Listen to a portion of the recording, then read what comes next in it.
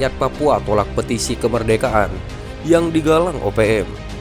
Melansir dari FIFA, Organisasi Papua Merdeka atau OPM, pimpinan Benny Wenda yang bermukim di Inggris menggalang petisi online untuk kemerdekaan Papua. Sejumlah rakyat Papua menolak petisi itu. Mereka menyatakan dengan tegas bahwa Papua sudah final menjadi bagian negara kesatuan Republik Indonesia. Aksi penolakan puluhan warga Papua itu digelar di perbatasan RI Papua Nugini, tepatnya di Kampung Skopro, Kerom, sekira 200 meter dari markas OPM Victoria, Papua Nugini. Kami menolak segala kegiatan OPM, termasuk pembuatan petisi online untuk kemerdekaan Papua, karena Papua merupakan bagian NKRI yang sah dan diakui dunia, kata Herman Yoku, mantan aktivis OPM, saat memimpin puluhan warga menggelar aksi menolak petisi kemerdekaan Papua. Rakyat Papua, katanya, tidak lagi menginginkan janji-janji dari sekelompok orang tentang kemerdekaan Papua. Yang kami mau hanya sentuhan pembangunan, bukan janji-janji yang tak jelas dan tak berujung, ujarnya.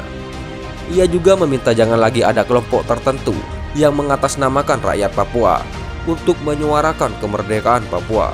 Rakyat Papua, katanya, merupakan rakyat Indonesia. Soleman Krop, warga setempat yang lama bermukim di Papua Nugini dan sudah kembali ke Indonesia, mengatakan bahwa rakyat Papua hanya ingin pembangunan dan tidak lagi memikirkan kemerdekaan. Jadi kalau ada yang mengklaim bahwa rakyat Papua menginginkan kemerdekaan, itu hanya klaim segelintir orang yang mengatasnamakan OPM. Tapi sesungguhnya seluruh rakyat Papua mengakui bagian dari NKRI dan hanya ingin ada pembangunan, katanya. Seruan untuk Benny Wenda. Ia juga menyatakan bahwa rakyat Papua menolak petisi online yang digagas Benny Wenda di Inggris untuk mencari dukungan kemerdekaan Papua. Jangan jual-jual kami, rakyat ini di luar negeri, padahal kami tidak tahu apa-apa. Kalau memang peduli Papua, mari pulang kampung dan bangun Papua. Yakub Kamar, warga Skopro, berpendapat serupa. Hal yang diinginkan adalah pembangunan, bukan yang lain-lain. Kami hanya mau kampung kami dibangun. Kami tidak ada pikiran lagi untuk merdeka. Puluhan tahun pikiran itu hasilnya nol, tidak terbukti, katanya. Benny Wenda, tokoh pejuang OPM di Inggris, beberapa hari lalu menggalang dukungan kemerdekaan Papua melalui petisi online di laman AVAS. Beberapa hari lalu menggalang dukungan kemerdekaan Papua melalui petisi online. Target Benny mencapai 10.000 tanda tangan. Selanjutnya petisi itu akan dibawa berenang sejauh 69 km di Danau Jenewa untuk disampaikan kepada Sekretaris Jenderal Perserikatan Bangsa-Bangsa. Petisi itu mendapatkan lebih 810 dukungan sejak diluncurkan pada 2 hari lalu.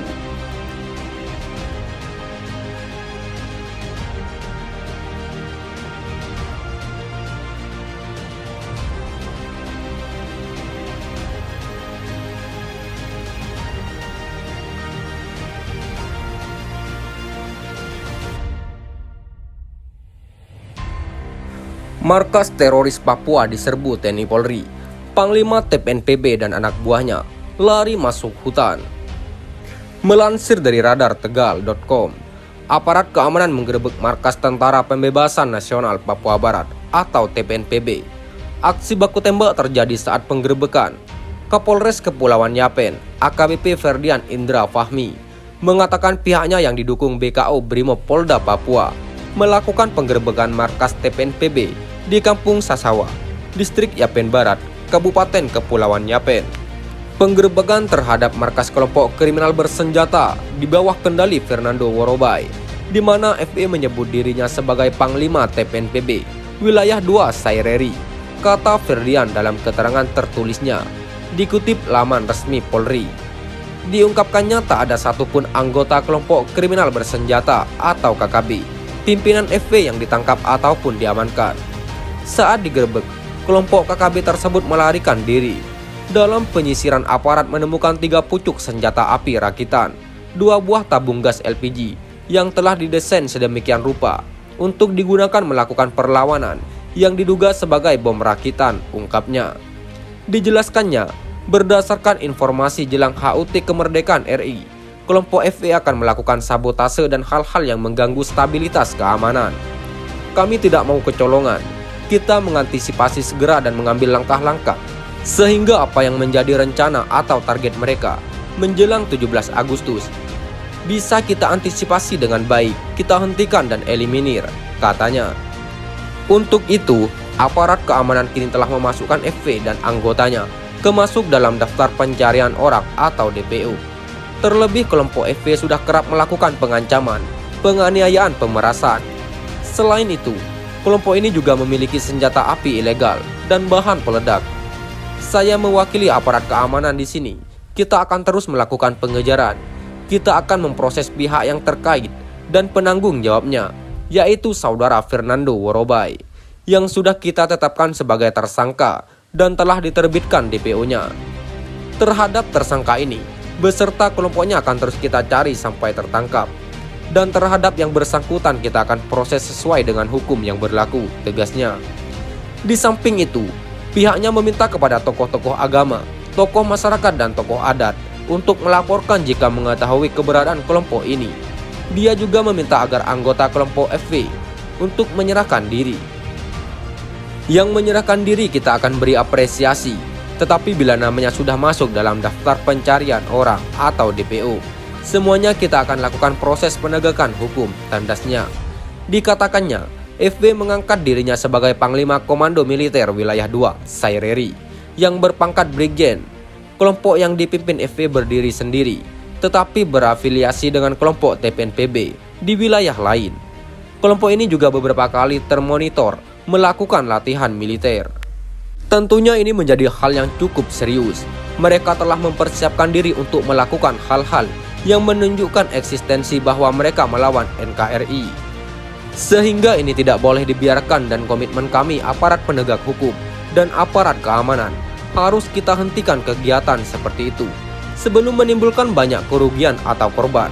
Negara tidak boleh kalah dari kelompok separatis seperti ini. Bahkan saat ini kelompok KKB telah ditetapkan oleh negara sebagai organisasi teroris. Maka dari itu kelompok ini harus dihentikan, paparnya.